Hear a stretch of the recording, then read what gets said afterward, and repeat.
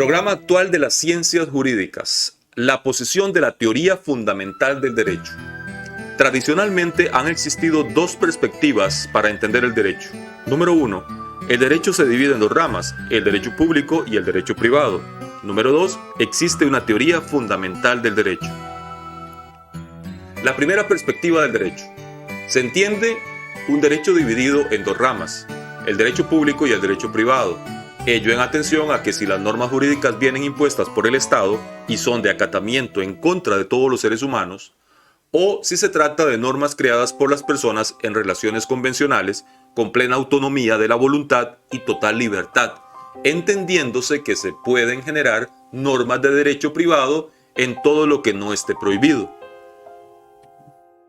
La segunda perspectiva del derecho concibe una teoría fundamental del derecho, en el sentido de que existen elementos generales a nivel conceptual que forman las bases del derecho como una ciencia única, capaz de ser dividida posteriormente en subramas del derecho.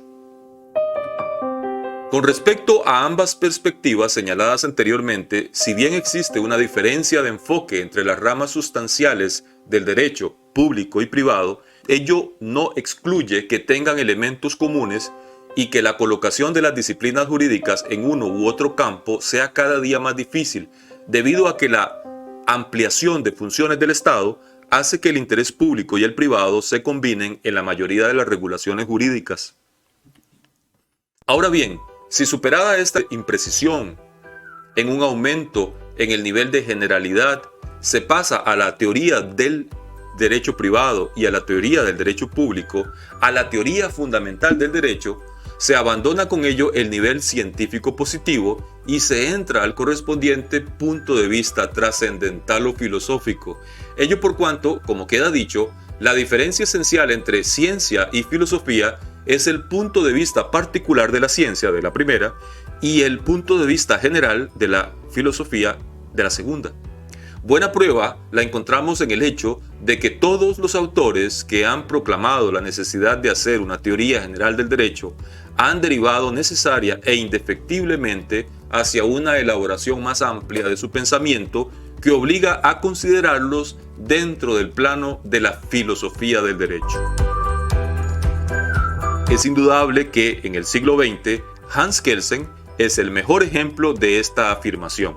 Por todo ello, la proclamación de la teoría general del derecho como una disciplina autónoma no es más que la expresión del prejuicio positivista contra los estudios metafísicos que llevó a muchos autores a finales del siglo XIX y principios del siglo XX a proclamar la muerte de la filosofía y a realizarla bajo otras denominaciones. El punto de vista de la filosofía del derecho. Las tareas de la filosofía del derecho. La tarea de la filosofía del derecho será asumir un enfoque plenario sobre los fenómenos jurídicos. La afirmación anterior obliga a preguntarse qué es lo que se debe incluir dentro de ese punto de vista.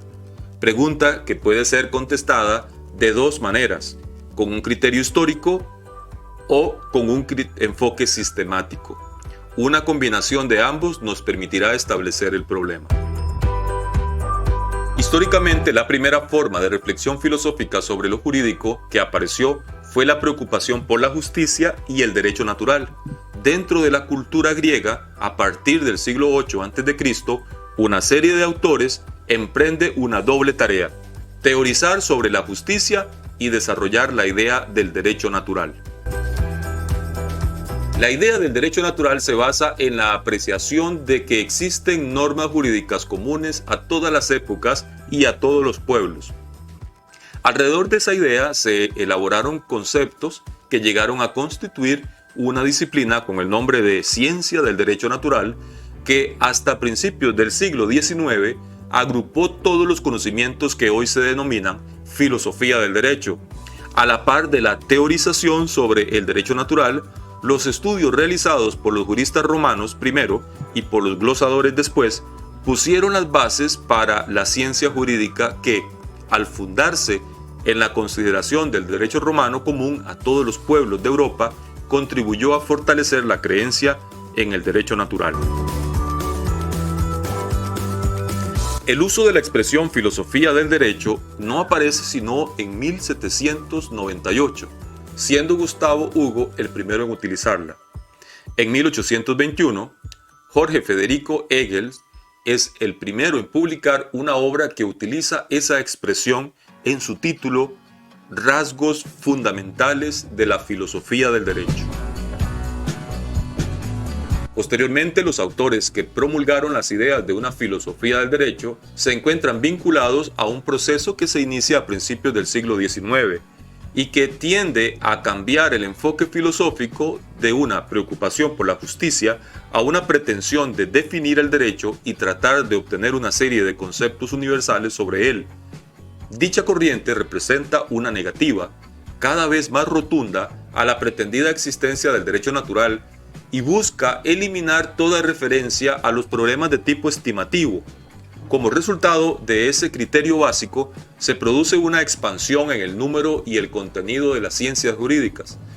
Su desarrollo y avance hace cada vez más sentida la necesidad de formular una teoría general que agrupe y defina en forma aceptable para todas las disciplinas jurídicas los conceptos comunes. El estudio del ser del derecho. ¿Qué denominación debería tener el ser del derecho?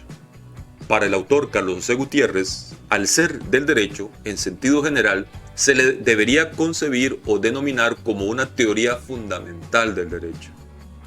Al estudio del ser del derecho, sin embargo, se le ha denominado de varias formas, como gnoseología jurídica, por ejemplo del Vecchio, como ontonociología jurídica por parte de Miguel Reale, como una jurisprudencia analítica, según Julius Stone, o como una teoría fundamental del derecho, una parte de la filosofía del derecho que abarca la ontología jurídica y la lógica jurídica. Recasens Sitches, García Maynés o Hans Kelsen. Estudio del derecho. ¿Qué denominación debería tener? Aceptando que en el campo jurídico el ser del derecho es el derecho positivo, su manifestación real en la vida de los seres humanos, cuyo estudio corresponde a las ciencias jurídicas, estas, como ya queda dicho, no nos dan una idea concreta y general de lo que es el derecho, sino que nos presentan la diversidad de sistemas jurídicos que existen, poseedor cada uno de ellos de sus características propias. Si se hace abstracción de esa diversidad de instituciones jurídicas que existen en la realidad humana y se pregunta por los elementos básicos, aquellos que permiten considerar como igualmente jurídicas las ritualidades romanas para el traspaso de las cosas mancipii que se poseen y las leyes que regulan la sociedad anónima contemporánea, se está preguntando por el concepto universal de lo jurídico, por lo cual las investigaciones ontológica y lógica aparecen como una sola. Por ello, y por estimar que no prejuzga sobre las posiciones que pueden adoptarse dentro de esa disciplina, parece que el nombre kelseniano de teoría fundamental del derecho es mucho más preciso que los otros utilizados.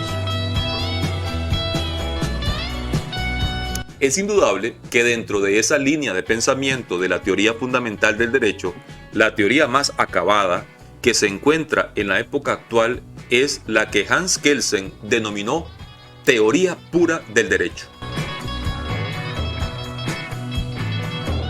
Objeto de las ciencias jurídicas. El objeto de las ciencias jurídicas es el derecho positivo, su manifestación real en la vida de los seres humanos. El derecho positivo es el conjunto de normas, derecho objetivo, creadas de acuerdo con los procedimientos establecidos por una autoridad soberana competente que rigen, derecho vigente, en un momento y lugar histórico determinados y de las cuales derivan facultades o prerrogativas, derecho subjetivo. La teoría de los valores jurídicos, el problema central de la meta a la que aspira el derecho. El problema principal continúa siendo la justicia como meta primordial que aspira a realizar el derecho, pero en un sentido más amplio podría decirse que la temática del problema central del derecho se compone de los fines generales del derecho, aquellos comunes a todos los ordenamientos jurídicos que obligan al ser humano de todos los tiempos y latitudes a hacer derecho, por muy diferentes que sean sus necesidades y su grado de civilización.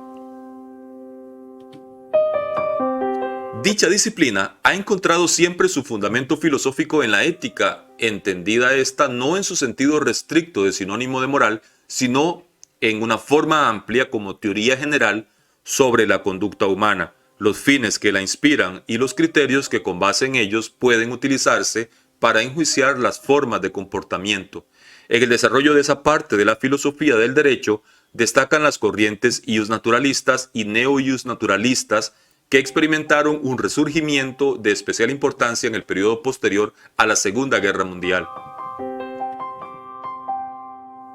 La relación entre sociedad y derecho. Reale denomina al estudio de la relación entre sociedad y derecho como culturología jurídica. Julio Moore la llamó sociología jurídica general. Julius Stone la denomina jurisprudencia sociológica, términos que tiene su antecedente en la fenomenología jurídica. Existe una antigua y venerable tradición doctrinal sobre la cual para que haya derecho tiene que haber sociedad. Esta doctrina se recoge formulada como tesis en un aforismo latino que dice ubi ius ibi societas, donde hay derecho hay sociedad. Radicalmente entendida, esta tesis alude tanto a la innata predisposición social del ser humano que hace que el vivir en sociedad sea una condición existencial peculiarmente suya, como a una de las dos notas esencialmente constitutivas del derecho, cual es la bilateralidad o alteridad en el sentido más genuino del término de alter otro. En contrapunto con esta existe otra tesis que también se enuncia con la fórmula precisa en otro aforismo latino, este mucho más divulgado que el anterior y que dice ubi societas ibi ius, donde hay sociedad hay derecho. Estrictamente entendida, esta segunda tesis nos viene a decir que donde existe sociedad necesariamente habrá derecho.